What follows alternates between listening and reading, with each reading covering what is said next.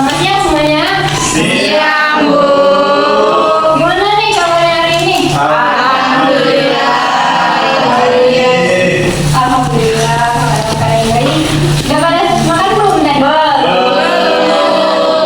Kenapa belum pada makan? Mama belum makan. Kita ada dulu. Ada di Bu Ayu Puspitasari, Hadir, Bu. Agung Hafian Krisnarino, Hadir, Bu. Siti Fatimah, Mary Tasari. Izin, Bu. Izin, Bu. Jadi kenapa? Katanya lagi ada acara keluarga tadi, Bu.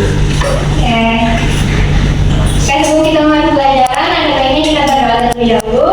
Boleh Bapak terpimpin? Baik, Bu.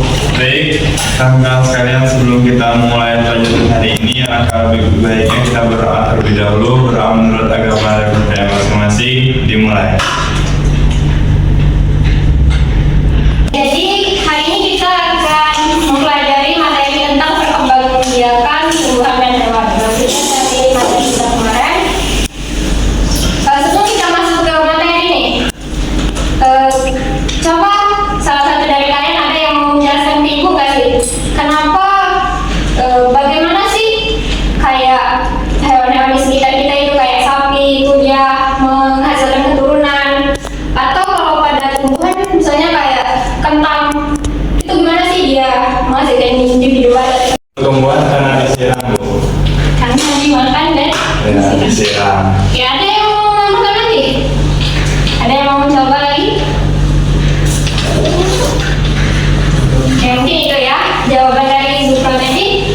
Kasih tepuk tangan dulu dong. Ya, jawaban Ibu tadi karena di sapi, gimana sih perkembangbiakan pada sapi itu? Kan dia itu hewan ya, dia perkembangbiakannya secara seksual melalui cara melahirkan atau disebutnya viviparan. Nah, kalau di tumbuhan kayak yang ditanya tadi kentang, dia itu melalui aseksual secara vegetatif alami, berupa apa? Ada yang tahu kentang itu secara apa? Umbi batang. Oke.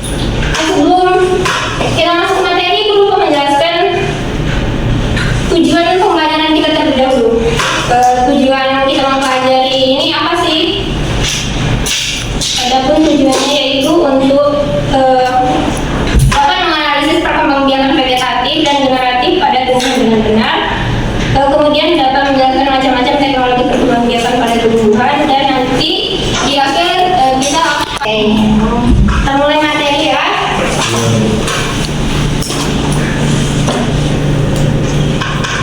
Oke, kita mulai dari perkembangbiakan tumbuhan terlebih dahulu. Biji tertutup itu karena dia bakal bijinya itu berada dalam bakal buah atau ovarium.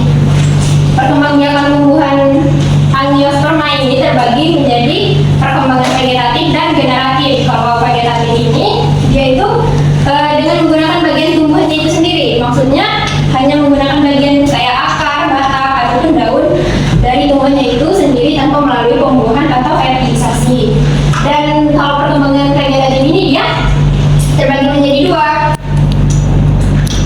Ada vegetatif alami dan vegetatif buatan.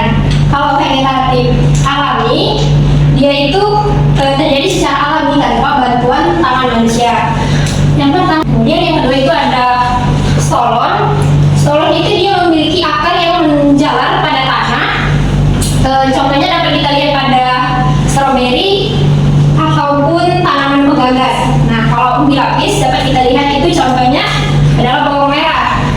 Ada yang tahu nggak umbi lapis yang berlapis-lapis itu bagian dari apa? Akarnya, batangnya, ataupun daunnya yang berlapis-lapis? Ya, saya Bu, batang Bu. Batang ya? Iya Bu. Oke, jadi perlu kalian ketahui kalau yang berlapis itu, yang berlapis-lapis itu adalah daun. Daun yang termodifikasi, dia menebal sehingga menjadi berlapis-lapis seperti itu.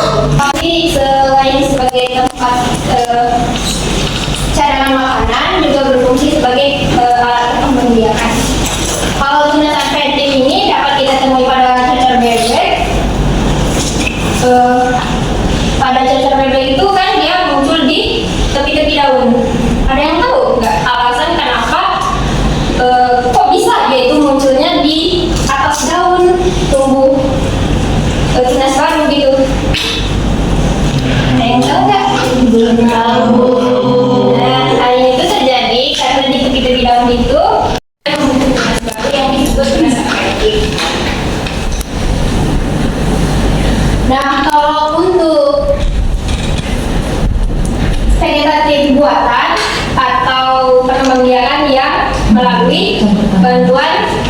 manusia.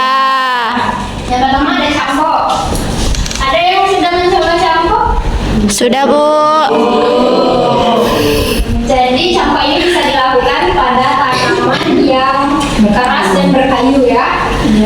Pada kulit kayu yang keras itu kita kuliti bagian kulitnya, kemudian dicampur tanah yang dibalut dengan serabut ataupun nanti dibungkus dengan plastik. Kemudian apabila sudah tumbuh akar, itu baru bisa dipotong dan ditanam di tanah.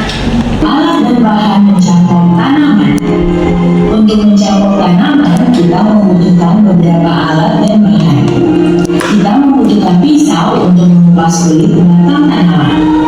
Siapkan juga sabut kelapa atau plastik untuk membungkus batang yang dipotong. Jangan lupa untuk menyiapkan tali plastik untuk mengikatnya. Satu bahan lain yang tidak kalah penting adalah tanah yang subur. Langkah-langkah mencampur tanaman. Pertama, pilih satu pohon yang akan dicampur. Lalu pilih satu cabang pohon yang sudah agak tua dan batangnya lurus. Kemudian buat sayap melingkar sepanjang 10 cm dan kupas kulitnya. Jangan lupa untuk hilangkan bagian kambiumnya dengan cara mengarik bagian yang dirasa berlendir. Setelah itu, tutup sayatan dengan tanah yang subur. Bungkuslah tanah dengan sabut kelapa atau plastik. Ikatlah tali plastik pada kedua ujungnya. Selain itu ada cara populasi juga.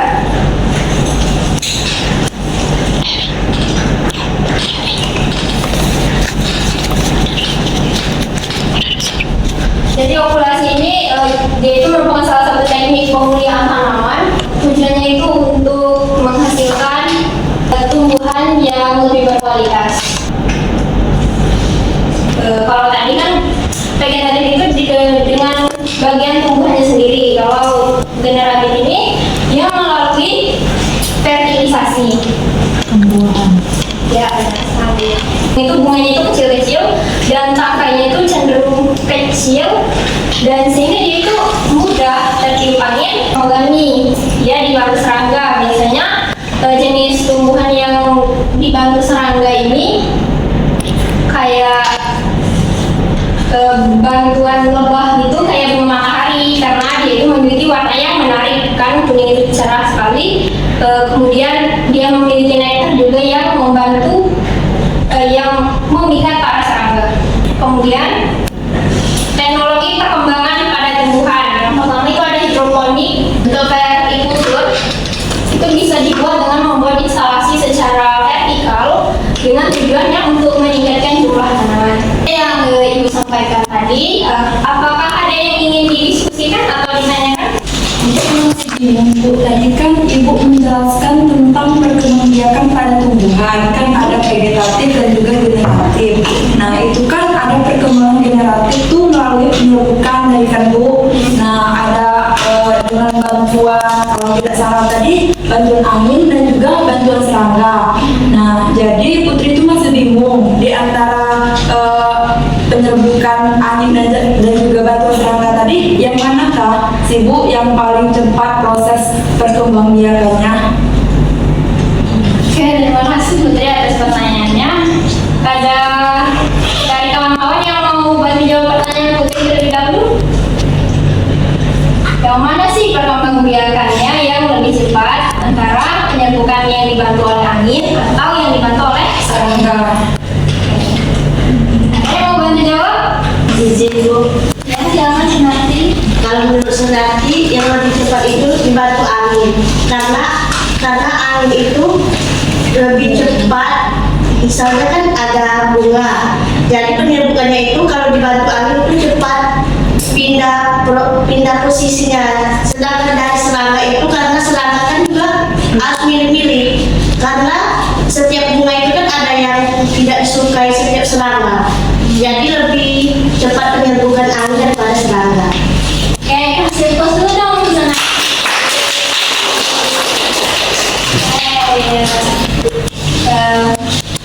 Benar kata Sunarti tadi. Ya, kalau untuk tumbuhan yang yang penyerbukan yaitu dibantu oleh angin. Kecepatannya itu mungkin kecepatan penyambungnya itu tergantung juga sih dari jenis tumbuhannya juga. Kalau yang dibantu oleh serangga tadi kan juga dia serangga itu milih-milih juga jenis tumbuhannya. Dia kayak lebih suka tumbuhan yang berbunga, apalagi bunganya yang cerah. Jadi kemudian kan bunga itu tidak semuanya memiliki nektar. Jadi serangga itu juga pilih-pilih untuk tempat dia mengambil nektar itu. Dia itu proses penyembuhannya itu kalau yang dibantu serangga itu dia menempel di ke kaki pada serangga itu sehingga dia menempel, kemudian baru dia melakukan penyerbukan dia ketika dia pindah posisi dari bunga satu ke bunga lainnya atau dari bunga itu sendiri. Nah, kalau yang dibantu oleh angin tadi prosesnya jadi tergantung pada tanamannya. Apakah Bude sudah paham? Terima kasih Bu. Ada lagi, kita akan mengerjakan LKPD ya. Di sini ada berapa totalnya? 13 Bu. Jadi kita akan bagi menjadi 3 kelompok. Jadi ada yang 3, ada yang 4. Untuk kelompoknya mau Ibu bagikan atau pilih sendiri? Ibu bagikan. Bagikan Ibu. Jadi mau dibagikan atau sendiri? Sendiri.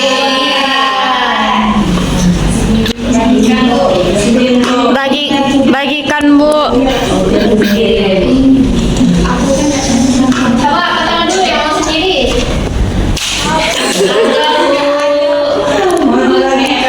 Oke, jadi Ibu yang bagi ya? Iya. Mungkin Ibu lihat dari tempat duduknya aja. Iya. Boleh Bu. Guna meja kelompok 1. Jadi Ayu, Lucy sama Sunarti itu kelompok 2. Wah, Siti Fatimah sama aku di kelompok 3. Oke, Ibu bagikan LKPD. Jadi di situ ada LKPD tentang perkembangbiakan pada tumbuhan. Bisa diisi sesuai instruksi di situ ya.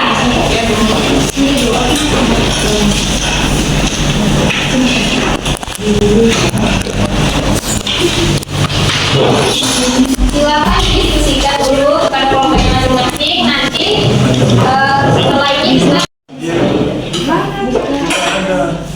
Enggak cantik di sini.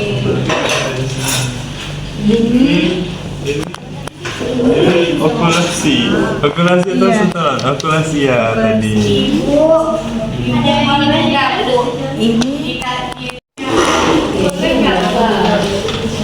Bu, mau nanya gimana Bu cara jawabnya Bu?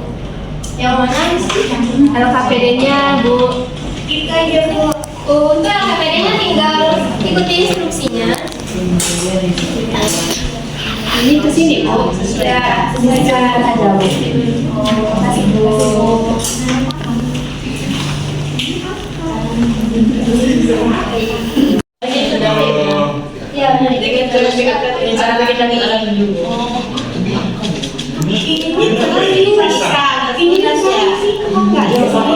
Ya, pokoknya ada yang Enggak ya? Ini jahe bukan ya. ya bukan jahe dari dulu. Kalau ini kak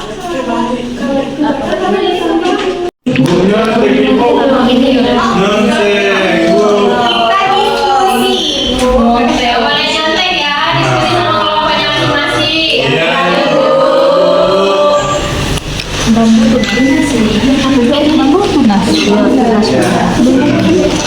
Coba terus. Apa ini tadi umbi batang? Nomor 2 apa jawabannya? Nomor 2 bambu bukan. Yang nomor 3 ini Bu. Maksudnya itu yang melalui vegetatif tadi kan? yang adventif yang punya sel meriskan. Benar itu. Oh. Dijelaskan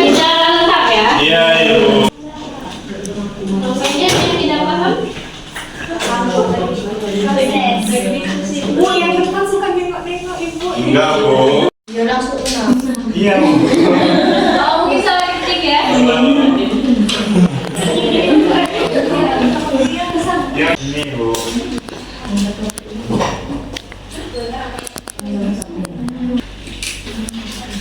Iya, itu kalian rangkum aja yang di lembar kedua ya. Oh, yang ini ya, Bu, berarti. Iya. Ya, Bu. Maka Perlu digambarkan nggak, Bu? Tidak perlu ya, nanti dibuat aja rangkumannya berdasarkan yang lembar kedua itu. belasannya. Menit lagi, ya tahu. Kita tunggu 10 menit lagi ya. Iya. Dan keunggulan dari segi galau-galau ya, biarlah dia menyimpulkan, kita lihat saja apa yang terjadi. Tujuan itu ada dua secara vegetatif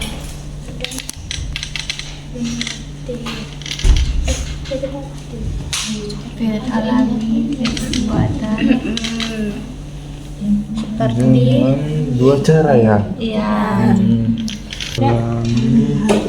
Contohnya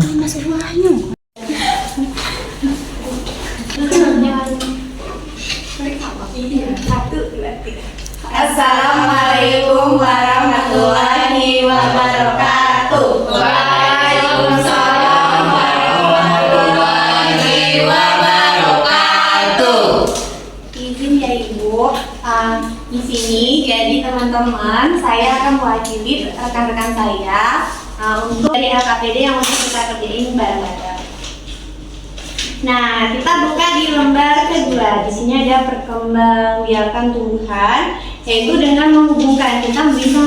Yang pertama ini ada namanya, kita tahu, sama-sama kita tahu dia berkembang biak secara rizoma dengan vegetatif alami. Kemudian ini ada tanaman soso bebek, dia juga berkembang biak secara vegetatif alami, tetapi dia menggunakan Yang dapat digunakan untuk menghasilkan individu baru. cara tumbuhan berkembang biak dilengkapi dengan menyebutkan kekuatan dengan menerapkan teknologi seperti Ada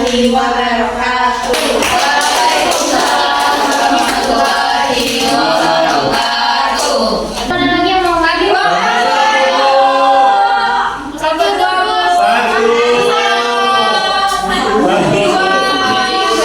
dua, silakan karena kelompok satu. itu juga alami dengan cara umbiakan. Nah, selanjutnya itu ada bambu. Nah, di perkembangbiakannya dengan umbi batang, bawang dengan umbi lapis, pohon pisang, wortel, dan bambu dengan vegetatif alami. Selanjutnya akan dijelaskan oleh Ibu. baik, di sini saya akan melanjutkan yang mana soalnya jelaskan manfaat dan keunggulan penerapan teknologi dalam perkembangbiakan seperti hidroponik atau kultur jaringan. Yang pertama itu kita tidak memerlukan lahan yang luas, yang kedua tidak memerlukan tanah, kemudian yang ketiga lebih cepat tumbuh dan berkembang. Kemudian Kelompok terakhir. Assalamualaikum warahmatullahi wabarakatuh.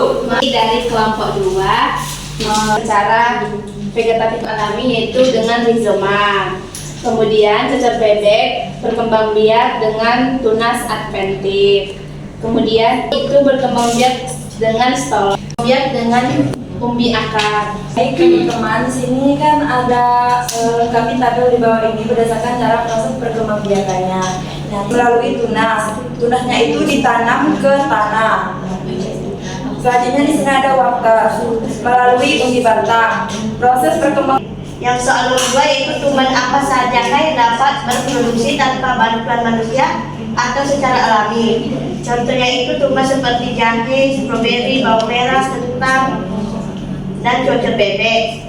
Yang soal ketiga, mengapa bagian tumbuhan dapat digunakan untuk menghasilkan individu baru? Karena tumbuhan dapat memiliki sel meristem yang dapat menghasilkan individu baru. Yang keempat, buatlah rangkuman hasil penyelidikanmu menggambarkan mengenai bagaimana cara tumbuhan berkembang biak dilengkapi dengan menyebutkan contoh tanaman. Yang pertama ada jahe dengan berkembang biak rizoma. Yang kedua ada cocor bebek berkembang biak dengan tunas adventif. Yang ketiga ada rumput berkembang biak dengan stolon. Yang keempat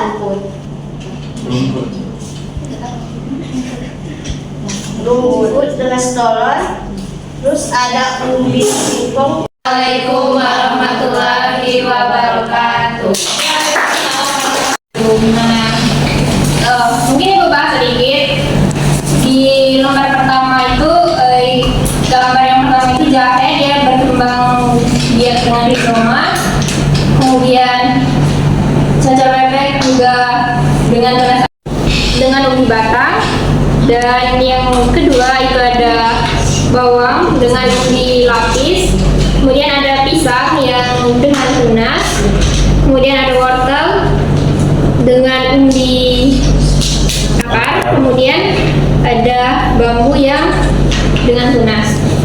Nah, kemudian untuk di lembar ketiga itu tumbuhan apa saja sih yang dapat bereproduksi dengan bantuan manusia itu? Di sini sudah benar semua ya. Menjawabnya ada sawah, kayak buah naga juga. Kemudian dan lain-lain. Kemudian mengapa bagian tumbuhan itu dapat digunakan untuk menghasilkan individu baru? Ya benar, karena dia itu memiliki sel meristem yang dapat termodifikasi menjadi sel atau organ. Untuk kesimpulan sudah benar semua, dan keunggulan atau manfaat teknologi dalam perkembangbiakan kayak hidroponik atau kultur jaringan tadi tidak memerlukan lahan yang banyak, juga tidak memerlukan tanah, dan juga lebih cepat tumbuh dan berkembangnya. Oke, Ibu rasa kalian sudah cukup paham dan sudah paham akan materi hari ini. Kasih tepuk tangan dulu. Seperti yang sudah Ibu bilang tadi, di materi ini untuk perkembangbiakan pagi tadi kalian rembukan, dan kemudian nanti sekitar 3 mingguan lagi bahwa hasilnya ada dalam bentuk laporan. Itu ya untuk tugasnya. Apakah sudah paham semua? Oke, jadi nanti setelah pulang ini silakan kalian rembukan dengan kelompok masing-masing, diskusikan tujuannya apa, dan kemudian untuk pertemuan selanjutnya kita akan membahas tentang perkembangbiakan hewan. Jadi kalian mohon pelajari juga itu. Kemudian ada yang ingin ditanyakan dulu tentang materi hari ini?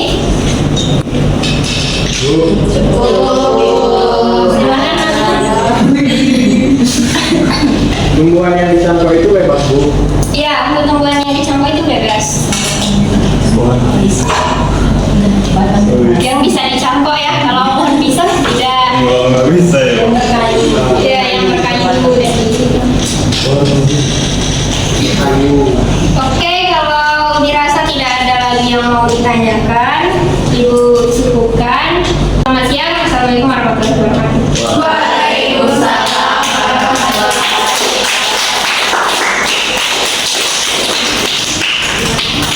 Terima kasih.